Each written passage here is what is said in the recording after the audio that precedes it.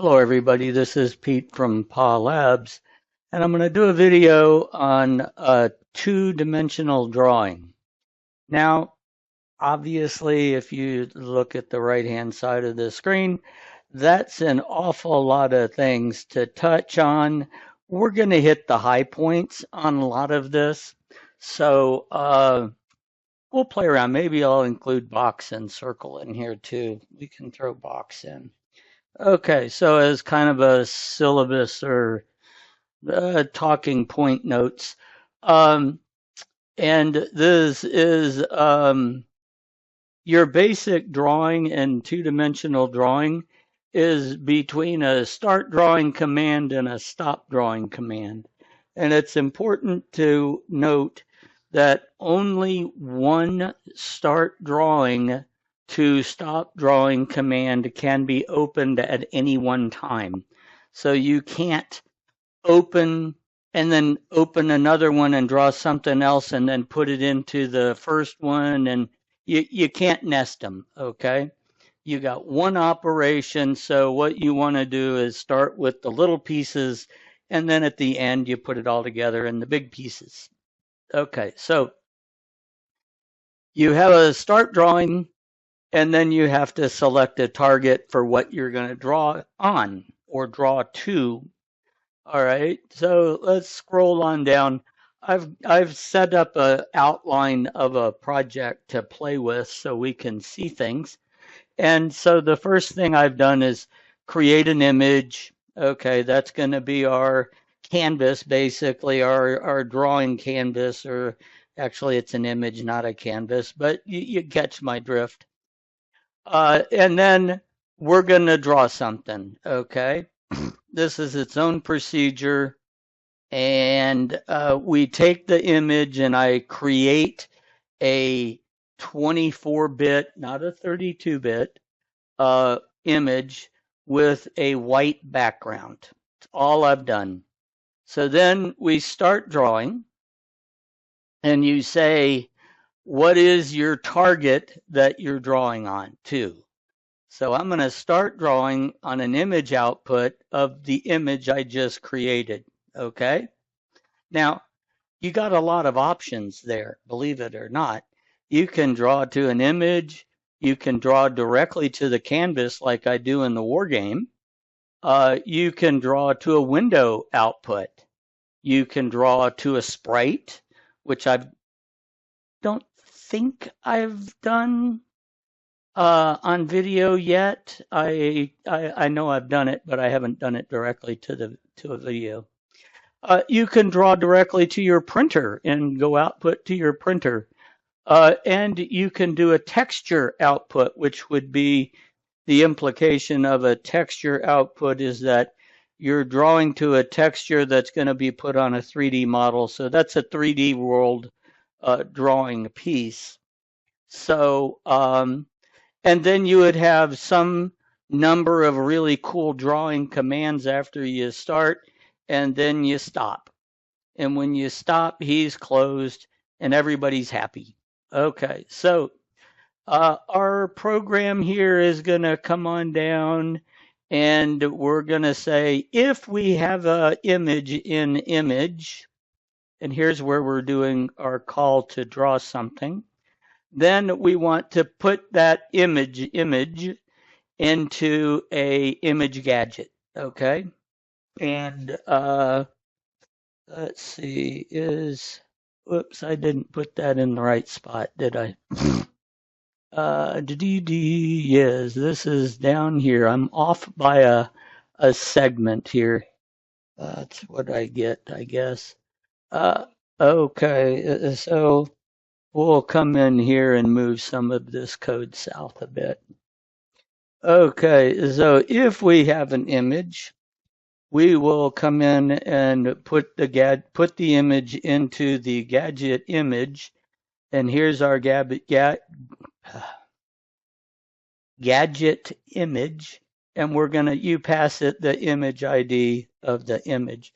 So if I were just to run this code, it compiles, and we have a beautiful white background image. That's all we've done. Okay. So when my code ends, it says, hey, if we've created an image, go ahead and free it. So I don't have a memory leak here. I just want y'all to know that I have taken care of that. Okay, so that's the sum total of what this really cool application is doing. Um, Actually, I can pull some of this out because I don't need it to ask the question if we're the only thing running. That's all this is. Okay, so the biggie takeaways here is that if you attempt this phrase and this image is not an image, something gets screwed up, this will fail if it's not an image to get the image ID. Okay, and to prove to you that we're doing something, let's come up here and change our background color to blue. Okay, there's a limited number of colors over here. You have blue and red, and most of your big 8 primary colors are actually enumerators, black, a few others. So yeah, you can see that we're drawing something. Okay, now let's go back to white. And now what do we want to draw? Let's see. Things to draw. You can draw images. Well, at the moment, I'm not going to do that. Let's draw a line. Okay, so we have a line, and these commands have to be in between here. So we can say line, and I'll be honest with you, I can't pull the things out so much. Let's come over here, and this is in relativeness to our window, which is 300 by 300. So why don't we say X would be 0 or 1, maybe that'd probably be better. And then our Y, let's put it in the middle of the screen. And then our width is going to be 298, and our height is going to be 4. Hey, let's do that. That's pretty cool. Oops. And then we get to pick a color. And for right now, I'm going to go with something really nifty. Okay, very visible. We're going to go with black. Okay. Now, there's a few things that we have to show you. So he went from, notice that isn't a straight line and it's 4 little bumps down. So what we would really want to do is say 1. So I get one little pencil thin line that goes across my little window of white. Pretty cool. If you wanted a thicker line, we would say, okay, let's make it a little bit bigger. And we can say at 51, make a line of 1. And now we get 2 pencil thin lines right next to each other, making a bigger, bolder line. That's how you do it, folks. It is exceedingly fast. So you can put an awful lot of commands in here, and he draws them so fast. It's really impressive. So I've actually built some of these that are 30 and 40 lines long of different commands being used, and it's pretty impressive. So we got an awful big bold line now. Okay, so and I want to back up a little bit because I want to show you what happens. If I came in here and instead of doing 24-bit or the smaller numbers, traditionally I stay with a PB. This is image, and that's image transparent. Okay, so this is my normal canvas, and even if I added a drawing mode, okay, my normal drawing mode is alpha blend. Okay, so this handles all the transparency cool stuff of PNG. And So this really changes the output a little bit. Um, oh, sorry, I put that in the wrong spot. Dummy me. Yes, I know. Okay, hold on. We'll come down here and say, put you there. How about that? That'll make it a lot happier. Start drawing mode. And look at that. Not only, I mean, I don't have a picture, do I? It's gone. What happened? Oh my goodness. Let's come up here and say, oh, geez, what? Maybe it's this default. Okay. So this is where some of the stuff in drawing gets a little bit confusing when you think you can draw something and it really doesn't work the way you want. And the answer of what on earth is happening is this right here. All of these commands down here want a 24-bit or so canvas. So if you back up and think back to the videos on the creator of the wargame maps, when you have the little label that comes in on the town that you can play with, what I have to do to build those is take and make a little bitty piece of paper, basically the size of what's being typed, and I actually make a 24-bit image and save an individual image of 24-bit that I write to, and then I take and I put that onto as an image. I put that onto the actual 32-bit transparent window. You can't write to a transparent window because there's nothing to write on. There's nothing there. Okay.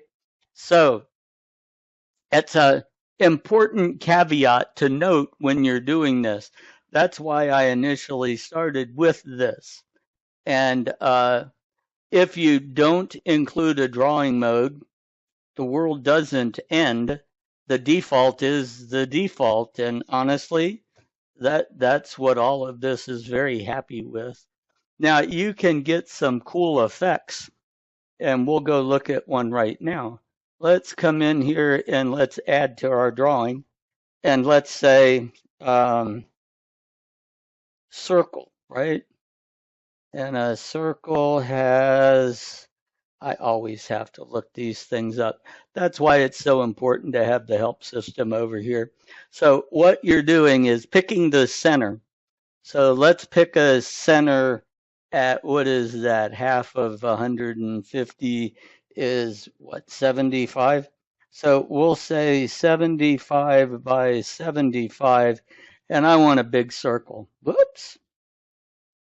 And circle. There we go. 75 by 75, and this is the radius, right? So radius is from center to outside wall, right? So it's going to be twice this size when it's actually drawn. And then let's make it red. Okay. And now let's see what we get. We now should have a red circle about halfway to the top. Yep, sure enough, there's our red circle. All right. Now, what's the practical application of some of this? Let's do this one. Hold on. Rounded box. I like the rounded box. He's really cool. And so we have an X, Y, and let's put him in the bottom half. So how about if we say 150 plus 25 is going to be what? 175. 175. This is height. Oh, that moved him over to 3/4 on the screen. Okay, that's fine. By 175. So he's the opposite of the one we just did. And then let's make him 20 or 30 by 25, and then the rounded X and Y. And let's do a 4 and a 4. And then, of course, we need a color. And this time I'm going to do something kind of cool. You can come out here to the color picker.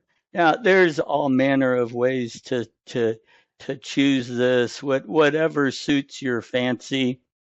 We'll come in and let's do that looks like an orange to me. So my cursor is here. I don't want to type it. So we'll just sit there and hit the input, insert color into the code. And if you don't like using these guys, you can actually come over here and say insert RGB, and both work equally as well. So what I'm trying to explain to you, see how those rounded corners are? Okay, isn't that nice and pretty? So if we were to take and put a box underneath this, uh, and let's put him the same distance out, and let's come down. Let's see, he was 25, huh?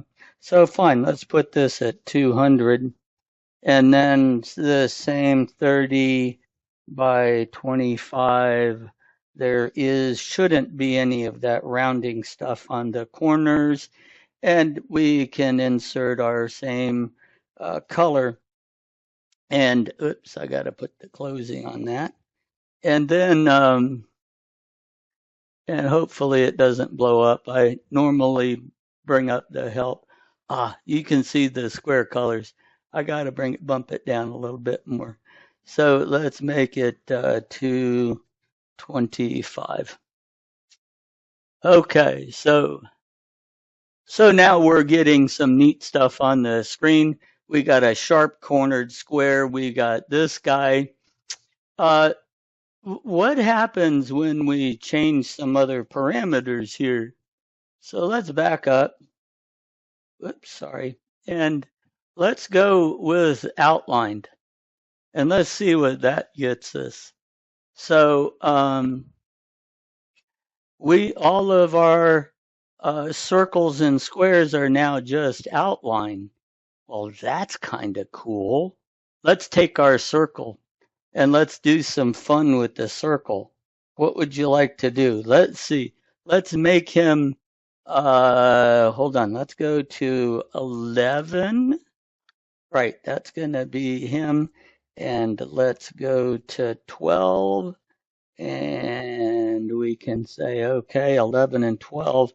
So now he's got 3 lines deep, right?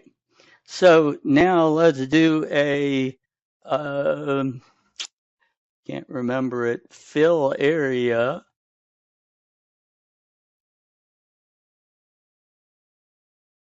Fill area 75 by 75.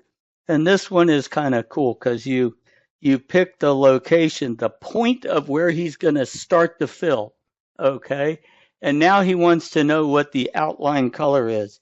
So if I say red, he knows when he runs into a red color pixel to stop filling. Okay. And then what do we want him filled with? Let's pick a nice yellow. Okay, that'll be kind of cool. That's a bit bright. That kind of hurts my eyes. But okay, it's a good color. What the heck? Let's see. And where are we doing it? We're putting him right in there. Okay, so something, I guess that's a little obnoxious. But, you got to get, when you build applications for users, it's always very important they have to feel part of the development process. Okay, so one of the things that I've always done is deliberately pick colors when I do colors that are obnoxious. So the users come in and they immediately have something that they can identify and say, oh my God, you have got to change those colors. Let me give you a good color scheme. And then they're really happy. If you had chosen the colors they wanted, they would actually kill themselves to tear your design apart in such a manner that they can change something and they think they've been part of the process. So, to prevent that, it's always a good idea to just give them something up front. So, anyhow, there's how you use a fill area. You pick a spot inside and then you fill it until you run into some other color, which is pretty cool, I think. It's got some neat features in here. Um, I've actually known people to build war games, and they actually use drawing commands and build their units on the fly. So, which is very doable because I mean this thing prints that fast. Now let's come in and say, okay, let's do something else that it is something that we need to know how to do, and I believe it is. I don't think I had it up there. Draw text. Okay, so this is an interesting one. This all of these commands need to be 24-bit basically. So you have decimals that you can use. So we can say, what's our design? Where haven't we done something? Okay, so let's come over here to 50 by what do we want it in the bottom half? So let's go with 200. Okay, and then we have a text, right? So we can say, hello. Whoops, how about if we do this? We can say hello, and then we get to pick a front color and a back color. So we would probably, we already got a white back color. Why don't we, and we're going to have to go mess with fonts in a minute, have to load up a good bold font. Okay, so let's say our front color, let's go over here to our color picker. Front color ought to be a dark. I'm going to go with a good dark. Yeah, kind of a foresty green, I guess. How about that? Is that going to be obnoxious enough for everybody? And then the opposite of green is probably this god awful yellow. So let's pick a we can go with kind of a beigeish kind of thing, okay? All right, so if I were to just run this, that's going to blow up because we have to have a font, if I'm not mistaken. We have to say drawing font, start drawing, sorry. And you can change your drawing stuff. Let's come up here and say, okay, font. And so we can say, before we start this out, we can say load font. Okay, and this will be loaded to our font. And let's go with Rockwell. And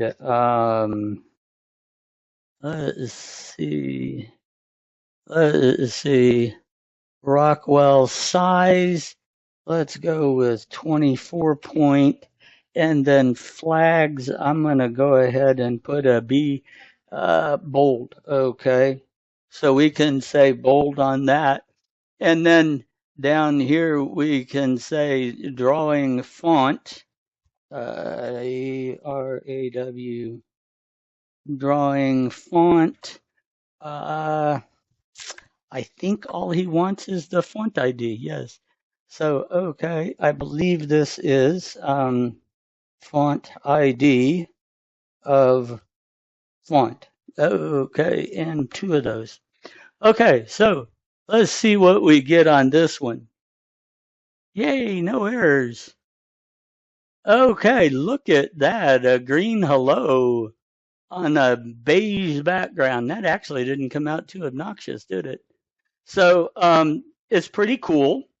Now, there's some things you can do. Once you've issued this command of font, okay, so what we can do is say, what is our, I wrote it up here. I got to go look it up. Hold on. So text height and text width. So we can say text height equals text height, and let's see, and this is got to be a decimal, huh? So then we're going to say, give me a letter. So if you did a lowercase letter, it's obviously going to be smaller. So if you're going to get the height and need to know it for a purpose, uh, text width is going to equal text width. And once again, we'll do an H as opposed to, you might actually want to come in here and say hello and get the size of that. And actually, instead of doing that, let's go ahead and debug these values so we can take a look. I was going to have to do that anyhow. And so that can be pretty good information. You can do a dry run and get the size of the label that you need to create, and then you can create the image of that size, and you could actually then cut it off like this. Now, what you can also do is use the outline and actually put an outline on that, and then come into, a couple pixels down from the top, and then do a fill of the yellow, so you could actually move this rounded square, and that's the size of, you now know the size of the label that you're making, and then fill it with the yellow, and then put your text inside. So, um, so these are all things you can do in drawing. And like I said, you got to be cognizant of how you're drawing for what you're drawing. If you're doing stuff with all PNGs and drawing images, then you know what? You better stick with 32 and transparent. And then all your images are 32 and transparent, and you can drop images in till the cats meow. And so, but if you want to do drawing commands, this is the kind of thing you need to test out and check. So that pretty much concludes this video. I'm sure it's pretty long. I do want to say thanks for watching, folks.